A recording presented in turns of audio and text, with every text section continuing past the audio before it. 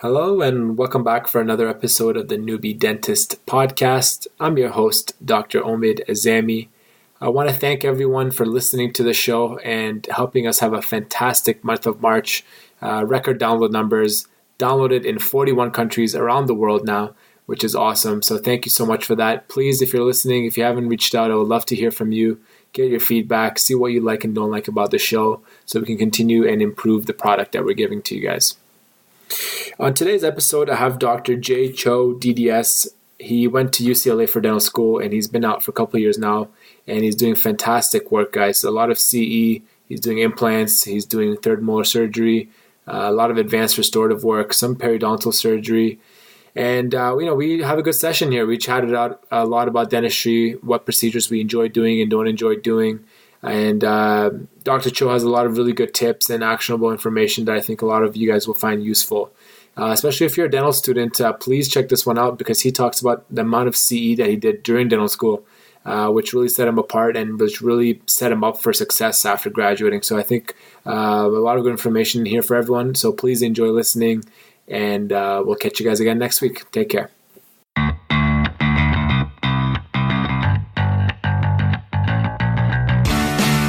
Hello, and welcome to the Newbie Dentist Podcast, the safe place for newbie dentists to connect, collaborate, learn, and grow. The Newbie Dentist Podcast aims to provide high-quality and high-value content for all the newbie dentists out there. With your host, Dr. Omid Azami.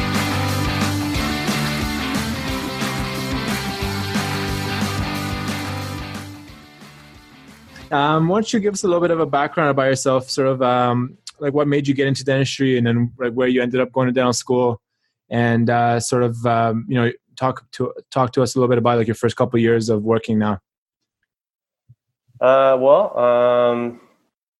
My uncle is a prominent dentist in South Korea, and growing up watching him, I always wanted to be a dentist, and I thought what he was doing was pretty cool. He was respected by a lot of people he knew and we knew. I thought the profession of dentistry was pretty noble. You could take people out of pain, give them their smiles back, improve their quality of life. And at the same time, the allure of working 9 to 5 and being able to support your family and live comfortably, I thought that sounded pretty good. So I always wanted to be some kind of a doctor. So I thought, hey, dentistry sounds good. So I always wanted to be a dentist, as far as I can remember. I guess I'm kind of weird like that, but yeah, that's great. I went to dental school at UCLA, and this is my second year out. Awesome. And so, like, were you living in like California at the time, or what made you decide to go to UCLA? Oh, yeah. I was living in California at the time, in Riverside, California. It's just about like an hour or so away from LA. Yeah. I applied to a lot of schools along the East Coast, Midwest, West Coast. I think I applied to about 15. Yeah. But my dream school was UCLA always, because I had always heard that UCLA was #1 school. And the cost of tuition and the location, the weather, and my parents being in LA, that all just made it a no-brainer for me when they called. That's awesome. And did you get to see much basketball out there when you were like studying there? Or? So I get this question all the time. Living in LA, studying in LA must be great, and you must have gone to the beach all the time, enjoyed the weather, a lot of movie stars, done all these things. Actually, that's not true at all, because going to dental school, at least for the first couple of years, D1, D2 years, I was like miserable.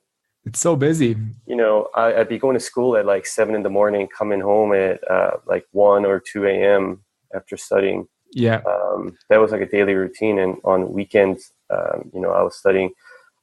We weren't all like that, but I guess, there are people who are a lot better than me at managing time and a lot faster readers, better studiers. Yeah. I just wasn't like that. I basically lived out of school in the library. Yeah, I was the same. I procrastinated a lot. Everyone thought I was really smart because I was always in the library, but I wasn't always actually studying. So that's pretty cool. Yeah, I asked because so I'm up in Toronto right now, and Sounds cold. Yeah, it's cold, and also we have like Norman Powell plays for like Toronto Raptors, and he went to UCLA. Absolutely. He did 4 years there, I think. So he would have been there probably at the same time you were sort of. That's right. I went to his senior game, actually. Nice. Senior farewell game. Yeah. So that's pretty cool. I think Kevin Love went there too, right? I don't know, probably before you were there. That was before my time. Yeah. My little brother went there. Yeah, also, he's been in the league. It was his time. That's awesome. So you sort of finish up dental school, and then and something that it's like a big problem for everyone, right? Like you're kind of coming out of dental school, you're not sure, like, am I going to do like GPR? Am I going to do like a residency? Am I going to stay like in my hometown, move to like where maybe opportunities are a little bit more readily available? So what was like your mindset, like coming out of dental school in terms of what you wanted to be doing or like where you wanted to be living, and just talk us through that a little bit. I didn't really think too much through. Like at the time, I was with this girl, and she had just gotten into veterinary school, so I didn't really think twice. I wanted to be with her, and I was just going to be where she was and just get a job. So I knew that, and I started building my portfolio, starting, I think, D3 years. So I was taking pictures of everything. I was taking pictures of the clinic. I was going to photography classes. I was taking advanced general dentistry courses. Wow, during dental school. And I really took my third and fourth years as my residency years. I try to study everything. On weekends, I was going to CEs with a practicing dentist, just learning up everything and adding that to my resume. And starting D4 year, I think by December and January, I was applying for jobs. Wow, nice. And I secured my job January of my D4 year. So I knew where I was going coming out. That's awesome. So what gave you like that drive? I mean, not many dental students are obviously like attending like CE courses and stuff like during dental school. Where'd you get that sort of like motivation and drive to sort of start doing that kind of stuff and having that awareness that like it's going to make you sort of stand out or like refine your skills beyond what dental school is teaching you?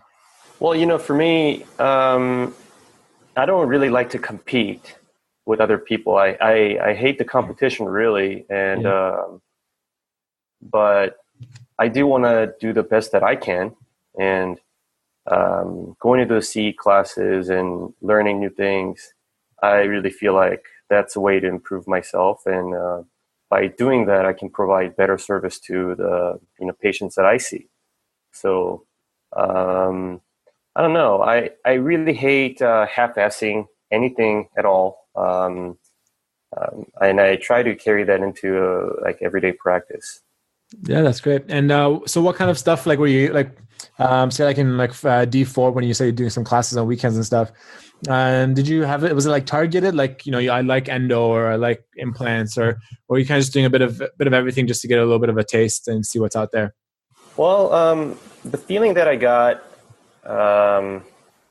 was that I wanted to be, kind of a comprehensive dentist, and I didn't want to just give up on something yet. What I had always heard was like some dentists out there, they don't ever do molar endo. They don't ever do third molar extractions. They don't ever do any kind of extractions at all, or they don't do implants. They don't do this. They don't do that. I'm like, well, then what are you doing? Maybe all you're doing is like fillings and crowns. And, some people are really successful like that. Yeah. But I didn't want to just rule things out. And let's be honest, in dental school, you don't get to do a whole lot of those things, and you don't really know if you like them or not. So I just wanted to be ready. I wanted to be ready for anything and everything. And so I was taking everything that I could. I was going to a lot of implant classes on weekends. I was going to, like digital dentistry, like CEREC, CAD/CAM classes. Yeah. I was taking like endo, just anything and everything, even how to do better fillings, new materials. I was going to, like industry sponsored ones that the whatever corporation is putting on, Patterson, and I kind of learned early on that you got to take those things with a grain of salt, because for sure it's like a big long commercial.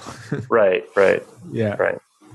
Okay, that's awesome. So when you were looking for your job, was there certain like criteria that like you were aware of that like I need to look out for this? I need to like make sure I get a X amount of like production or like certain type of position, like because I know a lot like myself, like when I started in Australia, so I started in Melbourne, Australia, and then I got back to Toronto, and I didn't know like much about like in terms of what kind of jobs I should be looking for, and like online I was like trying to search like what am I looking for, like what's the contract supposed to be like, and there wasn't like a whole lot of resources out there. So when my first two jobs, I kind of like got them like right off the bat as soon as I got my license, and I was like, okay, sweet, like I'm gonna start like running with things now. And then like a month in, I'm like, man, it's like so quiet, like it's not busy, and like you start to pick up on certain things that necessarily aren't good or a good environment to be in for a new grad, not very helpful for your learning and growing. So I had to learn the hard way, and then like leave those jobs and find new positions. So where did you get that sort of like knowledge to like decide like this job is good even before you finish dental school, to be like, this is a good environment for me? That's a really good question. And because of that uncertainty and not knowing even where to look for, how to get a job, and there's just so much goes into it, like how to get a malpractice insurance and what's a fair pay, and no one tells you that. Yeah. School doesn't teach you that. Not at all. So, what I did was I just talked to everybody that I could. Mm-hmm. I asked everybody. I asked business owner dentists. I asked recent grads. Like if you don't mind sharing, like what is your pay? And I talked to people in private practice and people in corporate dentistry, people doing public health dentistry, all kinds of different people. Nice, very comprehensive. Right, and I started gathering like a list, and the conclusion I came to was, there's advantages and disadvantages to all aspects, but I could get like better grasp on what's like a fair contract. Yeah. So when I started applying for jobs, when the pay came into play, like I could kind of better hold my position and not just jump at the first contract that said, "Ooh, $500 a day, great, I'm rich." Yeah. Okay, cool. So, and like where you're working right now, it's a small town in Idaho. Right. We're gonna try. Right. So, what's like the like this weekend? I just took a course. I did an oral surgery course, like a hands-on sort of course, and obviously depends where you're working, right? Like if you're like downtown New York or LA or Toronto, there's gonna be specialists like every corner. So like it's kind of hard to necessarily justify like, yeah, I took on this case knowing that maybe I could just went down the street and refer to like a specialist to do it. Right. So where you're working is that, I'm assuming, obviously we don't know too much about the area, but is there a smaller area where like you don't necessarily have access to like all the specialists right off the bat? So you're kind of taking on more cases yourself? What's that like? It kind of is like that. We do have specialists, but they tend to be busier, harder to access, and some specialists we just don't have. Yeah. But we do have oral surgeons here. Endo is booked out all the time, but we do have an endodontist. But that doesn't really necessarily mean that I won't give things a try. But what I do make sure, I think I would just do this the same whether I was in LA or I was in even like remoter places.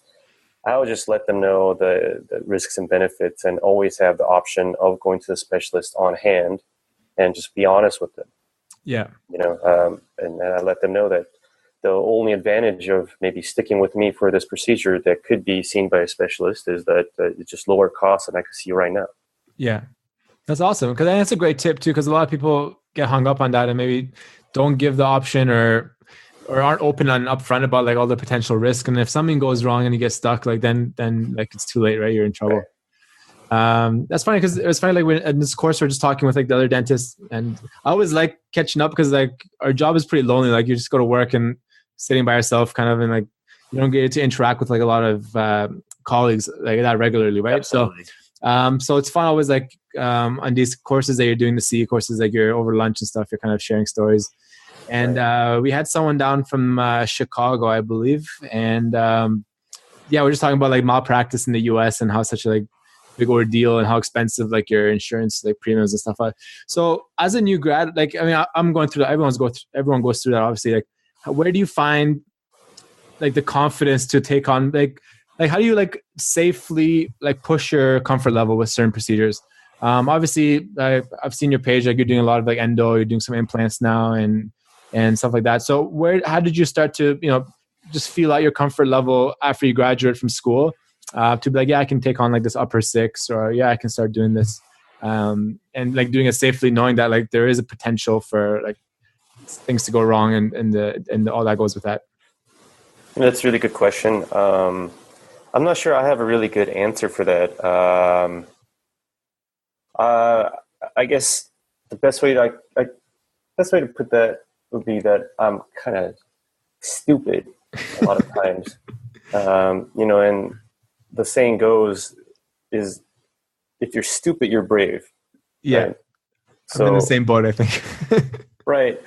There's all these things that I want to do, like coming out of school, doing molar endo and rotary endo and, thirds extractions and implants and all that stuff that you want to do, but aren't necessarily taught best on how to do it. So that's why I took all the classes and in school, out of school, after school. Mm-hmm. Eventually, once I had attended enough of them and it felt kind of repetitive and I felt like, I'm pretty sure I can do it. It was just then doing it. Yeah. So, and I guess if I could give an advice to myself, if I were in a situation where I didn't know where to start, I would be, if I could do it and manage the complications, or at least have a referral source, and not really do the patient harm, where it would be irreversible, where it would not be reversible, I guess. Yeah. Then, I can give it a try. Give it a try and see how it goes. Right. So talk me through, like, I remember I'll never forget this. So like I said, I kind of started off and like I jumped into like 2 positions, and it was like my first maybe like 2 weeks working, and I obviously like transitioning from like graduating, by the time you get your license and stuff, it takes like a couple months. So like you're not necessarily like warm either. You're a bit cold when you start working, and you gotta sort of warm up a little bit again. Right. And it wasn't super busy, and I was like, like not even money wise, I'm like, I'm not learning anything. So a patient came in and needed endo on like a lower 6, and I was like, yeah, I'll give it a go. Like I'll try it out. I've done a fair few endos in school. Like it's something that I do enjoy. So I'm in this new office. I don't know what I'm doing. It's like brand new systems. We have like rotary, Pro Taper Gold, which we didn't get trained on in school. So I'm like in the office, like Googling like technique cards, and like, I'm like, okay, so I like do like prep the coronal part and then I go like crown down, that kind of thing. And my assistant's like new and she doesn't know how to use like the equipment and all this stuff. It's like a bad situation to be in, like, to start with. So I'm in there, I'm doing my thing. I'm like, I know it's not going well, but like I know like I haven't screwed up anything either. Like you said, I'm like in that no harm zone. I'm just like struggling, right? So I close, like the first appointment, it's like 1.5 hours. I don't finish. I'm like, okay, come back. We'll finish up next time. And then I finish up. I obturate, which I shouldn't have obturated. And then I look at it. I'm like, oh, it's like the distal was like 3 mils short. The mesials were like 2 mils short.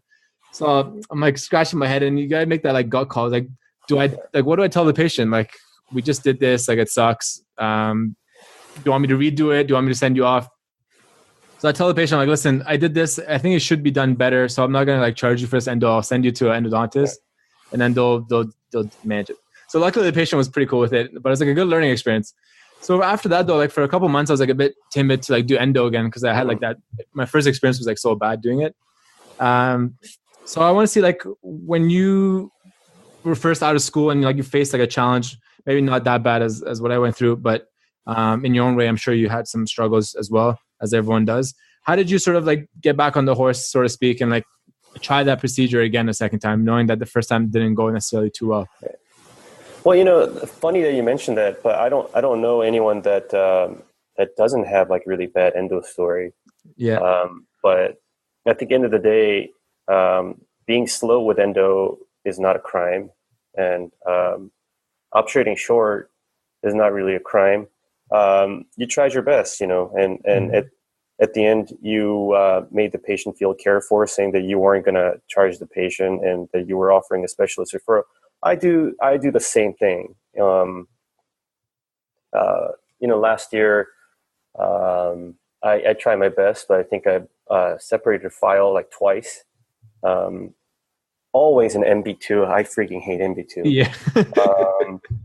Some of those really calcified. At least you find it, so it's good. Yeah. I don't even find it half the time. So I'm like, it was a 3 canals. Like, I know what I did wrong now, but when it breaks, you're like, oh my God, I was just about to, because that's always the last canal I instrument and obturate right after. I'm like, I was so close. Mm-hmm. So then I let the patient know, like, hey, I try my best. So I'm going to send to a specialist now, but we'll take care of you. We'll eat the cost. Yeah. And I haven't had a patient get mad about that, and that doesn't really scare me away. What kind of gets me to the next endo patient, maybe I'll take a couple days break, but what kind of gets me on the next molar endo is like, the previous successes I had before, like, this is just like a hiccup. Yeah. Because it happens to endodontists too, right? They separate files as well. You got to think of it that way, I guess. Like, I have to believe that it happens to them. So what did you, because you said, what you did wrong. Like what tipped you out for that? Like, what do you think happened at it? Absolutely. What I did wrong there was not really letting the file guide me, with the rotary system that I was using. I knew that it was really calcified. I should have been more patient. I should have instrumented more with the undersized file and the hand files, yeah. But I was kind of being lazy. I didn't know I was being lazy, but looking back, I was being lazy. Yeah, that's cool. So, what's your favorite part of dentistry right now that you're enjoying the most? That like you see on your schedule, you kind of like low key like excited about, like, oh sweet, I get to like do this one. Lately, what I enjoy the most is cosmetic dentistry and maybe some implant cases, like implant assisted dentures. Like that. Nice. Yeah. That's what I am really excited about because patients really, really appreciate it. Yeah, for sure. I think it's like dentures in general, like I remember even in like in dental school, like you do all this work for a patient, and then like when you give them that denture, even though it's like it's not the best, like the denture is like compromised sort of in some situations, like the patients like always loved it. It was like the most like rewarding, like when you deliver dentures and they like have like teeth and like they're so happy. And like, so I can imagine only like, even it's gonna be like implant retained, or so this is like more functional and quality of life is gonna be better. Like that's pretty sweet for them. And so for the cosmetic stuff, like what have you been up to? Like what are you doing? Is it just like bonding, or are you doing like veneers, or? Well, I try to, because there's so many things that you can do, right? I try to dab in a lot of them. There's some, bonding, there's some crowns, there's some veneers, there's some implant cases, there's some removable cases. I think my favorite is probably the bonding, because just one appointment. Yeah. And I always take a before and after picture, and I like to show it to the patients after the procedure is done. And, a lot of them don't remember how they came in. Yeah. They're like, oh, cool. They don't seem too excited. I show them the before picture, and they're like, oh, wow. Yeah. It's like, what do you mean? Start clapping. I did that for you. It's so demoralizing too. Like, because on Sundays I work like in an emergency office, so we get like a lot of like little fractures and stuff. So like I spend time, like I make it look so good, and then like I'm like all proud. I'm like, oh, here's a mirror if you want to like have a look. And they're like, right, okay. You're calling assistants in the next room over. Exactly. Over. Look what I did, and the patient's like, oh, all right. Yeah, they're like, oh, okay, cool, thanks. I'm like, that's it. Like I just fixed your tooth. Like, give me like something. Like, that's awesome. And you're saying, because you said you do in dental school, you're doing like a bunch of photography courses and stuff as well. What I would say a bunch of them, but just as many as I could. Yeah, what like setup do you have for like pictures and stuff? Because I just recently got like a macro lens and like a ring flash. So I don't have like a photography background at all, so I'm kind of just playing around and just copying whatever settings I find online. But like, what are you doing? And that's exactly what I have. And I don't know about dental school in Australia or Canada, but United States dental school really costs you an arm and a leg, and it's really debilitating financially. For sure. Yeah. And when I decided I'm going to start recording all my, procedures that I was doing, I didn't have the funds to do it. So I just got the lowest end setup possible that was clinically acceptable. So yeah, I got a used camera body, and I got a used macro lens, and the ring flash. I got the ring flash on sale on Amazon. Okay, is it like is it a Japanese brand or something? No, because I bought one of those too. It was like $120-$30 like Canadian, so it wasn't that much at all. Yeah, it was very cheap. Overall, all my setup cost about like $800 or something like that. That's really good. Which at that time, it was like less than 1/3 of what was really recommended to me in like other classes that I was taking. Yeah, and the whole thing was like a really nice lens, nice like body, and nice like a twin flash type of setup was just like not even thinkable. Yeah, I bought my I picked up my macro lens used as well. So I paid like $500 for it. So it's pretty good, I thought, because I think the new ones are like around $900 or $1,000. So it's like a decent amount saved.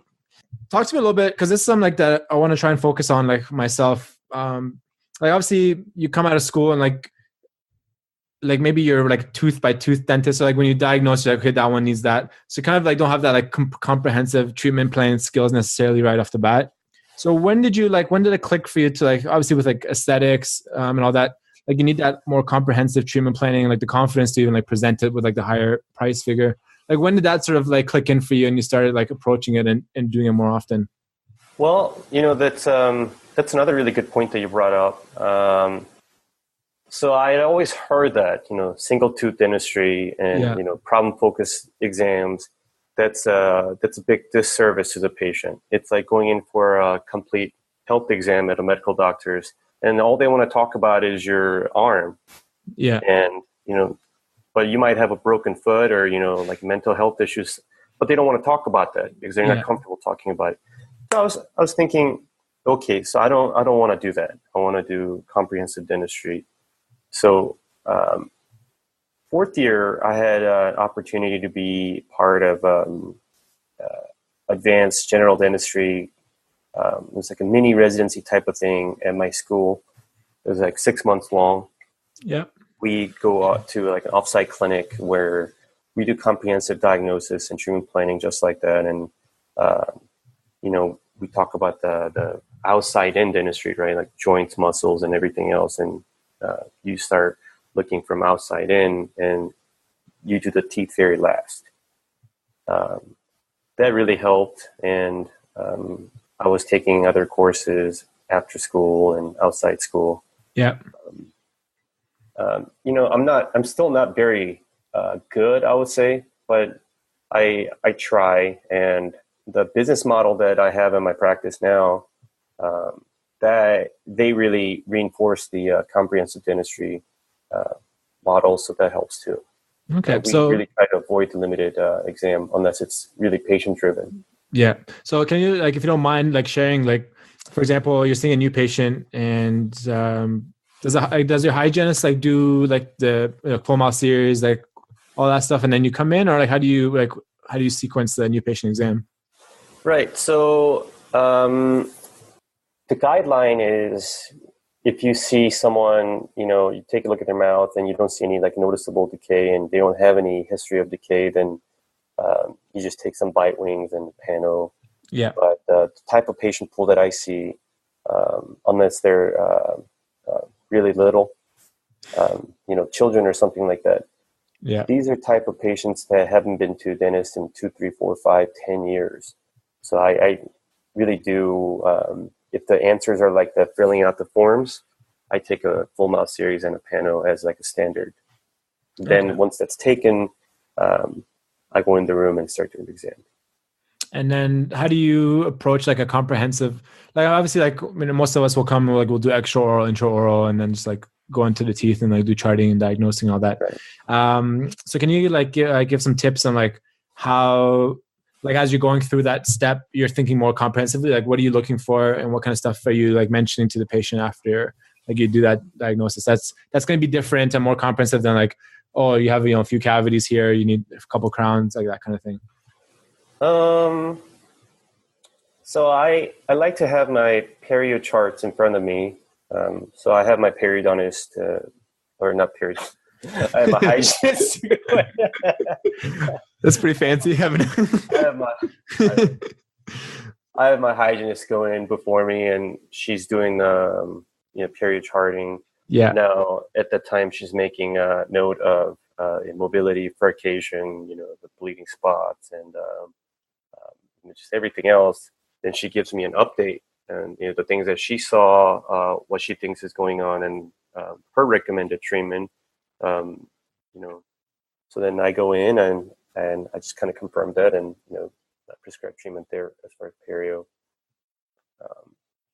But after I go in, like you said, I just do the extraoral, intraoral. I'm looking at the joints, muscles.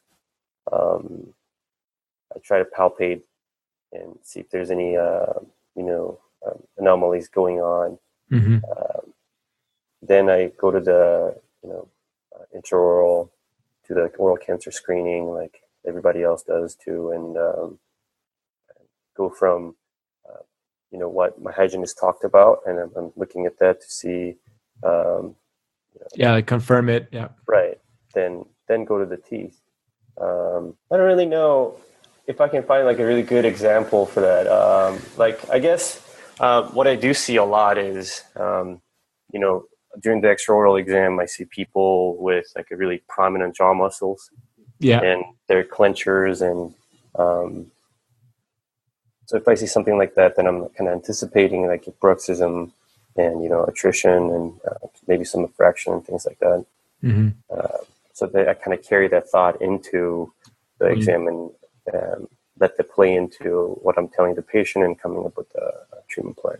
That's pretty cool. And are you doing anything with like sleep apnea and all that? I just feel like that's such an area that like I know nothing about it, and like a lot of people are like doing now, and like I just feel like it's one of those things that like I don't even know what I don't know yet. Like I haven't even like started like looking into it at all. So I was fortunate to have my school teach at least a few courses in that aspect.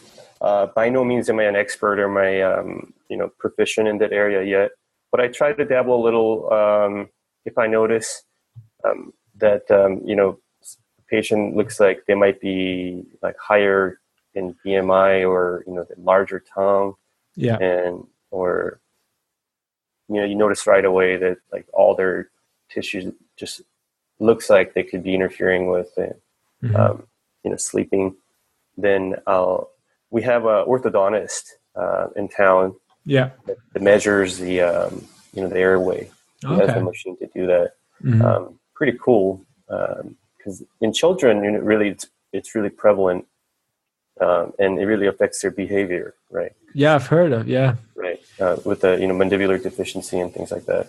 So I do work with him, and he'll give me the report back and what his recommendations are in terms of what he can do orthodontically or suggest a surgery or something like that.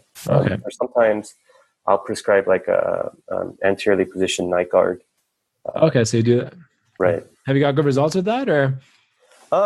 Yeah.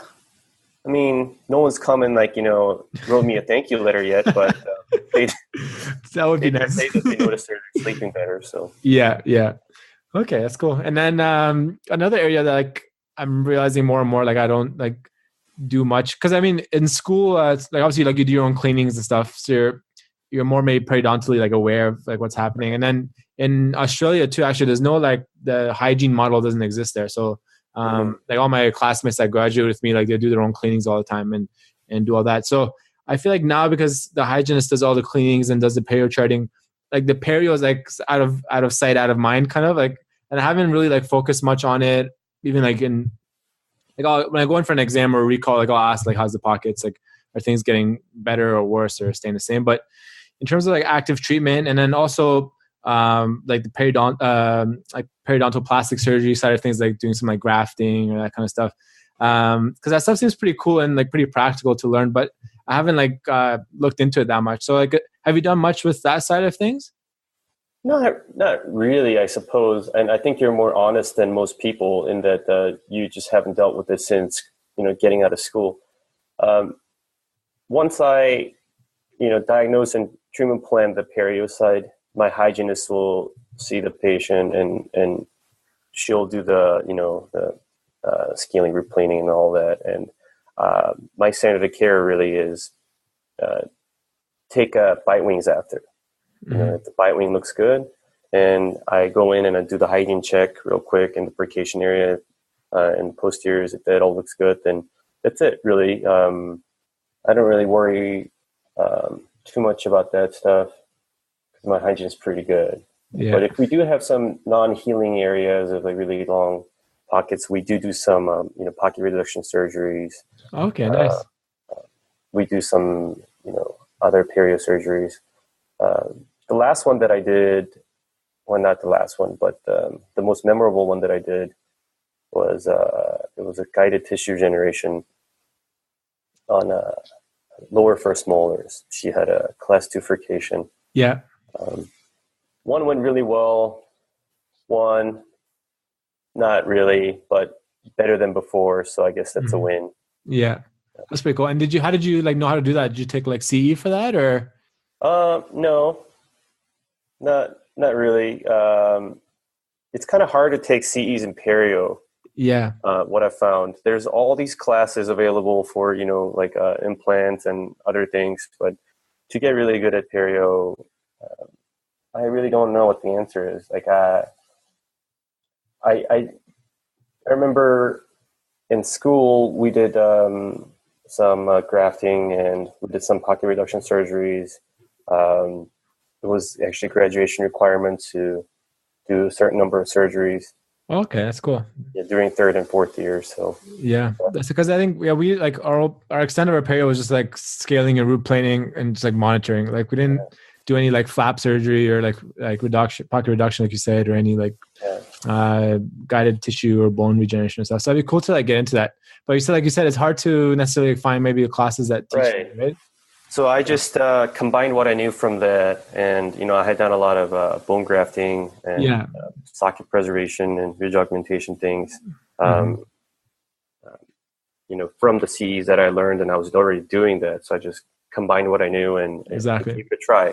Yeah, and that's one of the cool things too. I even if it's something like you haven't done before or haven't done necessarily, I feel like the hand skills are developing, right? Like you're getting comfortable like doing things in the mouth. So if you watch someone do something, even like if you're just like on YouTube and watching like a wisdom tooth surgery or something, you can know how to execute it now, which is cool. So you can like kind of try things even though you haven't like had like formal like hands-on training. Right. So I still didn't feel too comfortable. So I asked, periodontists, like what their protocols are, because you don't know anything at that point, right? Yeah. You don't know what the proper post-op is even. Yeah. So I asked them like pretty much A to Z. Like I was annoying the crap out of them. Kind of walking. It's good that they're giving you those answers, though. It's good that they're open like that. I'm really appreciative. I have a couple guys I always bug about this whole bunch of things about that. But I really didn't want to just give up on those teeth and just take them out or just let it go. So yeah, that's awesome. I wanted to at least give it a try. So that's cool because I mean mentorship's like also another like topic that a lot of people are like wondering about or like looking for. So like how's that been for you? Like so in your practice that you work right now, is you're an associate or like have you got your own practice now that you're a couple of years in or? So I'm at a corporate dentistry right now. I'm the only doctor there. Yeah. So some strong mentorship. That's something that I wish I had a lot of times.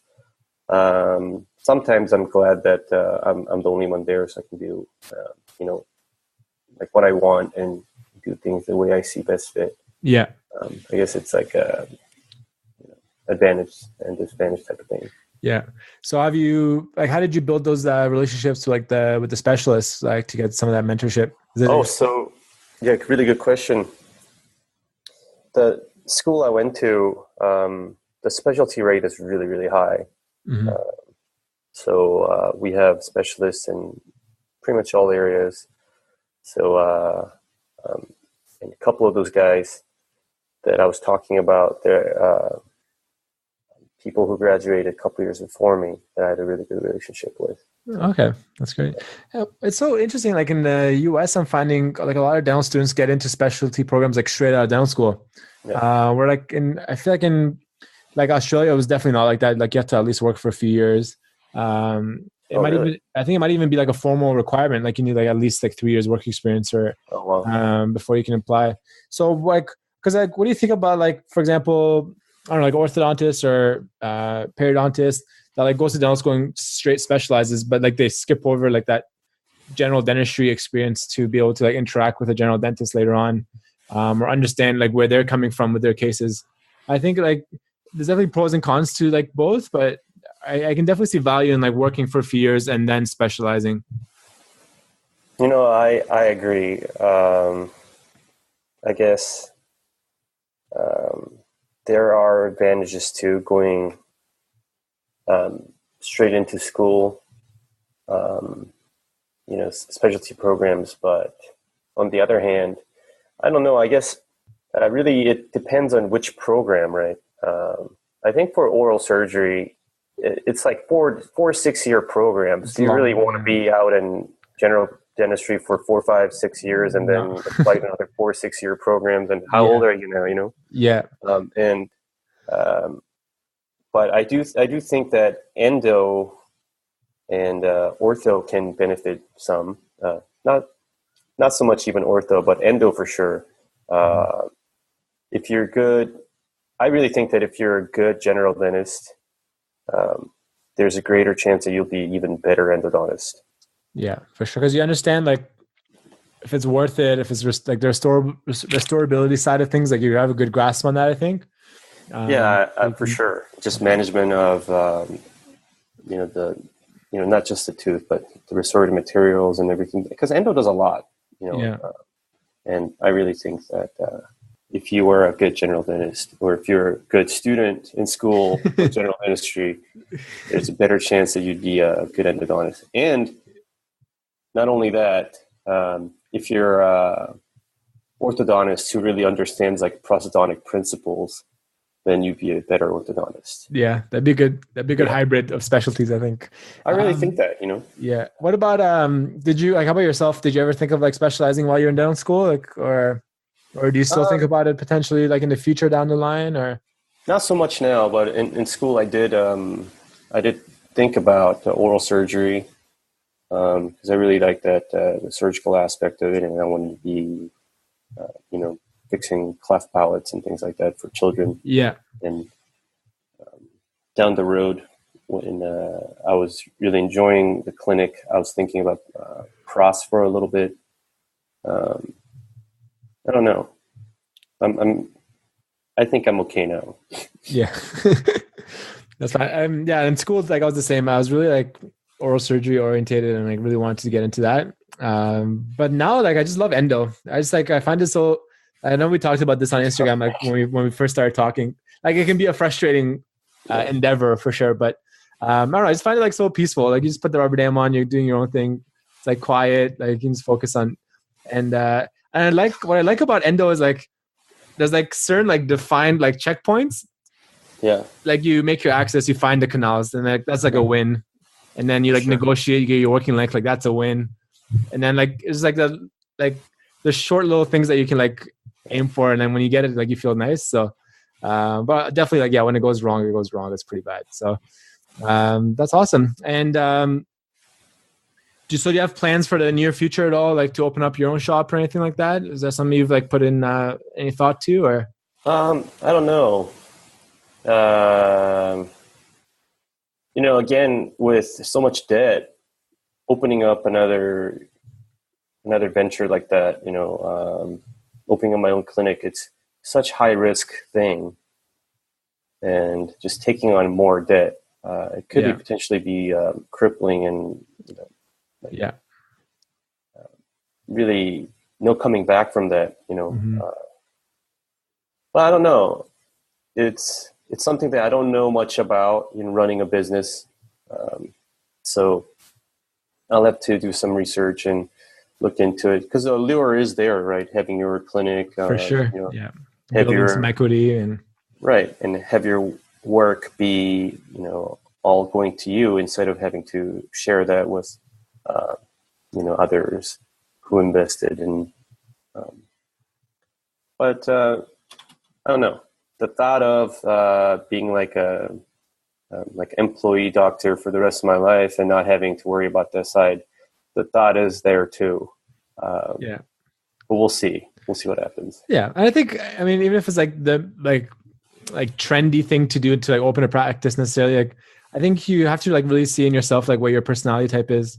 Obviously, like we just met, but you seem like someone who's like very like truly passionate about like clinical dentistry. Like that's like your thing that gets you excited and gets you up in the morning. So some days. And so yeah, like it's tough. Like I know for myself, like I think that's fun. Like I like that business side of things too, like the excitement of like doing your own thing, being your own boss kind of thing. But yeah, definitely I can appreciate that it's not for everyone, and there's definitely like a lot of cons to it, right? So maybe like the ceiling can be higher, like income wise, but like all the stuff that goes with it, I think you have to really see if it's worthwhile or not. So fine, we'll just finish up. Obviously with my podcast that I've started like past few months, I meet everyone over Instagram. So I'll have like that Instagram connection always. And I came across your profile like a few months back when we first met, like the Really Bored Dentist. So tell me a little bit about that. Like, when did you start that? How did you get to I meeting you now, like I can see like you have that like sarcastic sort of like humor maybe. So I don't know if like that's like I don't know if that's like a sarcastic thing that you started. I don't know. But so yeah, like just tell me about your page a little bit, because you obviously, like you said, you got into the habit of like documenting your cases like in dental school and taking pictures of everything. And you're posting up like awesome content, like very like educative and informative. So like a lot of people who like obviously are learning a lot of things on Instagram right now, like in that little dental community that we have going. So what was like your in and what made you sort of start it and actually like maintain it? Because a lot of people obviously might start it and kind of like fizzle out a little bit. So I fought having an Instagram for a long time, and I didn't think that I would be having one.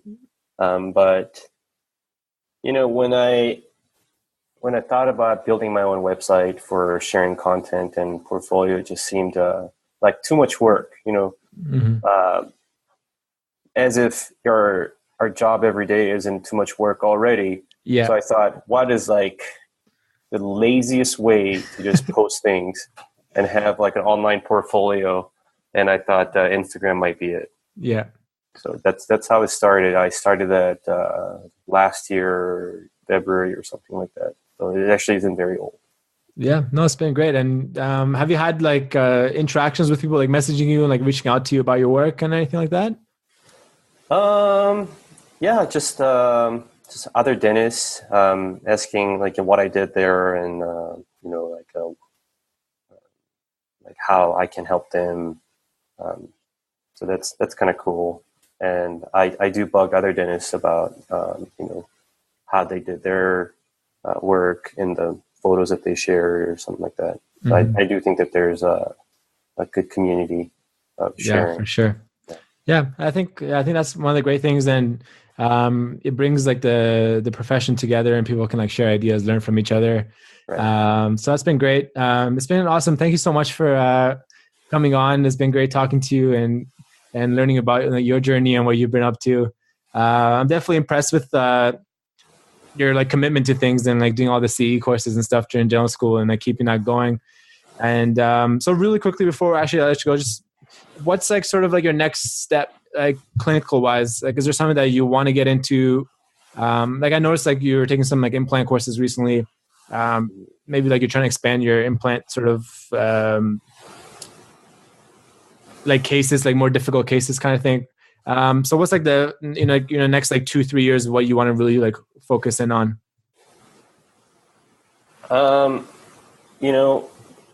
Interesting you said that. I am taking those classes and I am starting to do more implants. Eventually I want to get around to doing ortho, but really, I think in the next couple of years, I want to get really, really good at doing fillings and crowns.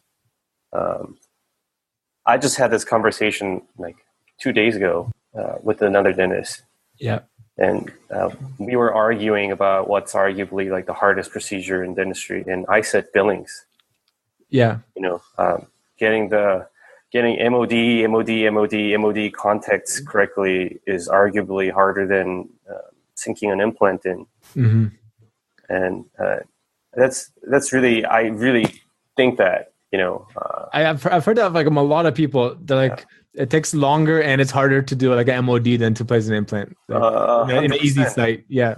I really, really think that a quadrant dentistry of MOD fillings, a lot of times you don't get paid at all, like hardly anything at all. Mm-hmm. But to do them right, I think it takes just a lot of knowledge and patience and doing things the right way and willingness to do it over. So to really nail that down and have a system to do it better and more efficiently, I guess that would be the way to go, and not have to take, 2, 3, 4 crown impressions. Yeah. You know what I mean? Wouldn't that be... Digital's coming, so yeah. For us lazy ones out here, I'm like, right. Like when can I just get a scan so I don't have to pack cord? And it's not a good day if for like a single crown, you're sitting there taking 2, 3 impressions. Yeah, no, I understand. And are you like a rubber dam guy? I'm a rubber dam guy, 100%. Yeah, I try to do rubber dam everything. I try to prep crowns, rubber dam on if I can. Yeah, that's been like the best thing for me. Like my New Year's resolution, I was like, I'm gonna start like rubber damming, like at least like obviously endo, like you do obviously, but like restorations, I wouldn't do all the time. I kind of got lazy with it. And for the past like month, I've been doing like pretty much every restoration with rubber dam, and it's like honestly, it's like life changing. Like I'm actually enjoying it. Like you're not worried about like retraction. Like you're focused in like a little area. Like you're like making art. Like actually, like I'm like taking time, like doing some nice anatomy, and like it's like your quality of life is like really improved with it. So it's good. I'm gonna hopefully keep doing that too. But I agree with you. Like having seen some like recalls now, because obviously in dental school, like you do work, but you're not around long enough to like see what happens, right? Right. So now like my recalls are coming in, and I'm like seeing some of my class 2s. I'm like, oh, that's like not very pretty. So definitely a good wake up call for sure. Awesome, man. Thanks a lot for coming on. It was great chatting with you and then meeting you. Hopefully in the future we'll do another one. All right. Thank you for having me. Have a great weekend. And I apologize to everyone listening to your podcast about having me on here. No, actually, their years. I'm excited about this episode. I think it's going to do well. People like talking to dentists, man, like listening and seeing what we're up to. And you're a great young dentist. So I really do appreciate it. All right. Thank you. Thank you very much. Thanks. Take care.